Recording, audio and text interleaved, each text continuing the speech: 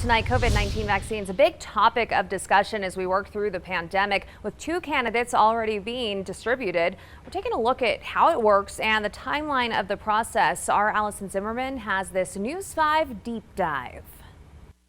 We've hit a big milestone in the last few weeks in terms of the pandemic, with both the approval and distribution of a couple of different COVID-19 vaccines.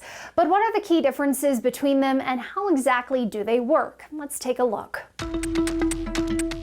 There are a few different vaccine candidates in the U.S., with some of the more high-profile ones being AstraZeneca, Johnson & Johnson, Moderna, and Pfizer, with the help of BioNTech.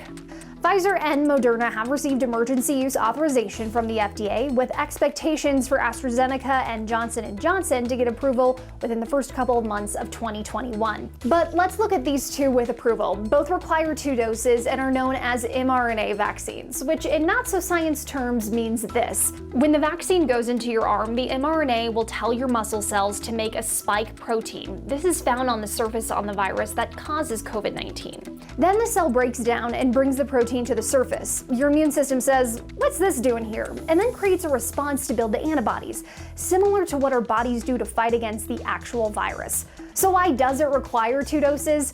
Many vaccines come with more than 1 dose. Think of the first dose as a way to build the immunity, laying the groundwork. Then the next one strengthens it to give you as much protection as possible. The second dose for the Pfizer vaccine needs to be given 3 weeks after the first. Moderna is 28 days. If Johnson & Johnson receives approval, it would only require 1 dose. A big difference between Pfizer and Moderna is the storage requirement. Pfizer needs to be stored at ultra-cold temperatures between -60 and 80 degrees Celsius. Pfizer says its vaccine is 95% effective, and Moderna says its vaccine is at 94%. Getting the vaccine out to everyone is another big part of this process. Right now, healthcare workers treating COVID-19 patients are receiving the vaccine in Phase 1A. As of Tuesday afternoon, more than 33,000 doses of the COVID-19 vaccine have been administered in Colorado.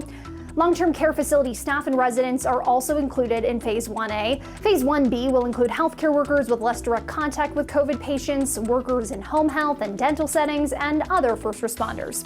Higher-risk individuals are expected to receive the vaccine in the springtime, with expectations for the general public to receive it this summer. And likely, depending on when that COVID-19 vaccine is available to you, you likely won't have a choice between which type of vaccine you will get. It's mostly going to be up to supply and where you get it done. Always watching out for you, Southern Colorado. Allison Zimmerman, News 5. Allison.